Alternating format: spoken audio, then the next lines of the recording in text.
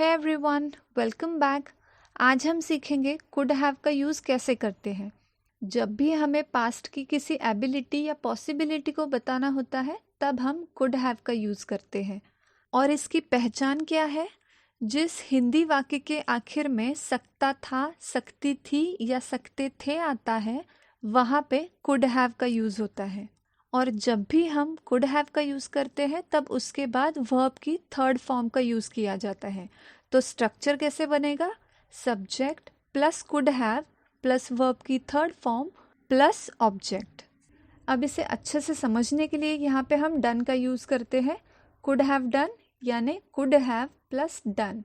Do की third form done. Do यानी करना। कुड हैव डन कर सकता था या कर सकती थी या कर सकते थे। मतलब कुड हैव डन मीन्स कर सकता था लेकिन किया नहीं। कोई ऐसा काम जो हम कर सकते थे लेकिन हमने किया नहीं। ये कॉन्टेक्स्ट में जब आपको बात करनी है तब आप यूज़ करेंगे कुड हैव का। और जब भी सेंटेंस नेगेटिव होता है, मतलब कुड नॉट हैव का जब हम यूज़ करते हैं तो उसका मतलब होता है करना पॉसिबल ही नहीं था।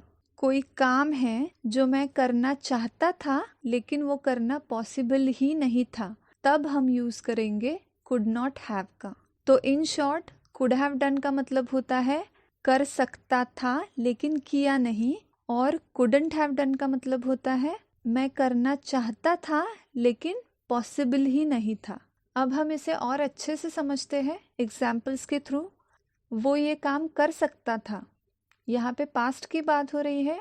वो ये काम कर सकता था लेकिन उसने ये काम किया नहीं। तो अब हम यहाँ पे कुड हैव का यूज़ करेंगे। He could have done this work. वो ही ये काम दिस वर्क कर सकता था, could have done. Could have plus do की third form done. He could have done this work. वो ये काम कर सकता था। मैं इस नदी को पार कर सकता था। अब यहाँ पे एबिलिटी की बात हो रही है कि मैं ये नदी को पार कर सकता था लेकिन मैंने की नहीं। आई could have cross this river. मैं इस नदी को दिस रिवर पार कर सकता था, could have crossed. Could have plus cross की third form crossed. I could have cross this river. मैं इस नदी को पार कर सकता था। वो बिना छड़ी के चल सकते थे। अब यहाँ पे थर्ड पर्सन की बात हो रही है। आप बता रहे हो कोई और है, वो बिना छड़ी के चल सकते थे लेकिन वो चले नहीं। ही could have walked without stick. वो ही बिना छड़ी के विदाउट स्टिक चल सकते थे, could have walked. Could have plus walk की third form walked. He could have walked without stick. वो बिना छड़ी के चल सकते थे। वो रेस जीत सकता था। He could have won the race. वो ही रेस द रेस जीत सकता था, could have won. Could have plus win की third form won. He could have won the race. वो रेस जीत सकता था। वो इस बारे में कुछ कर सकते थे। दे could have done something about it. वो दे इस बारे में अबाउट इट कुछ समथिंग कर सकते थे, could have done. Could have plus do की third form done. They could have done something about it. वो इस बारे में कुछ कर सकते थे। लेखा मुझे अंग्रेजी पढ़ा सकती थी। Lekha could have taught me English. Lekha मुझे मी अंग्रेजी इंग्लिश पढ़ा सकती थी, could have taught. Could have plus teach की third form taught. Could have taught.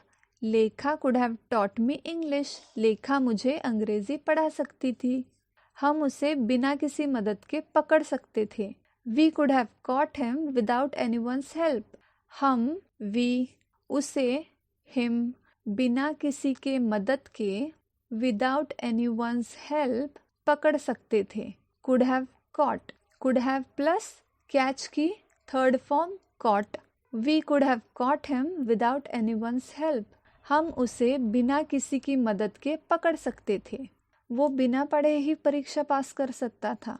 He could have pass the exam without studying. वो ही बिना पढ़े ही, विदाउट स्टडिंग, परीक्षा द एग्जाम, पास कर सकता था, could have passed, could have plus pass की third form, he could have pass the exam without studying, वो बिना पढ़े ही परीक्षा पास कर सकता था। मैं अकेले वहाँ नहीं जा सकता था, I couldn't have gone there alone, मैं अकेले, अलोन, वहाँ, देयर, नहीं जा सकता था, could not have gone, could not have plus go की third form gone, I couldn't have gone there alone, मैं अकेले वहाँ नहीं जा सकता था। अब यहाँ पे मैं अकेले वहाँ नहीं जा सकता था मतलब मैं जाना चाहता था लेकिन मैं जा नहीं सकता था। मतलब जब भी कुडंट हैव का यूज़ होता है वो काम करने की पॉसिबिलिटी ही नहीं होती। I couldn't have gone there alone, वो ये नौकरी नहीं कर सकता था। He could not have done this job, वो, ही, ये नौकरी, दिस जॉब, नहीं कर सकता था, could not have done, couldn't have plus do की third form done, he couldn't have done this job, वो ये नौकरी नहीं कर सकता था। मतलब वो चाहता तो था ये नौकरी करे लेकिन वो कर नहीं सकता था बिकॉज ऑफ एनी रीजन। तुम उससे इस बारे में बात नहीं कर सकते थे, you couldn't have talk to him about it, तुम, यू, उससे, हिम, इस बारे में, अबाउट इट, बात नहीं कर सकते थे, couldn't have talked, could not have plus talk की third form talked, you couldn't have talk to him about it, तुम उससे इस बारे में बात नहीं कर सकते थे। मतलब तुम चाहते तो थे इस बारे में बात करना उससे लेकिन तुम नहीं कर सकते थे।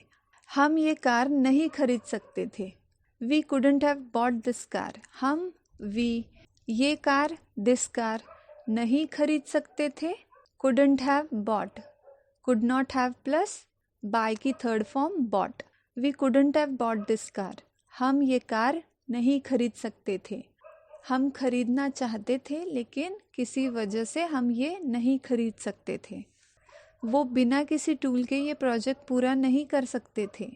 They couldn't have completed this project without any tool, वो, दे, बिना किसी टूल के, विदाउट एनी टूल, ये प्रोजेक्ट, दिस प्रोजेक्ट पूरा नहीं कर सकते थे, couldn't have completed, could not have plus complete की third form completed, they couldn't have completed this project without any tool, वो बिना किसी टूल के ये प्रोजेक्ट पूरा नहीं कर सकते थे।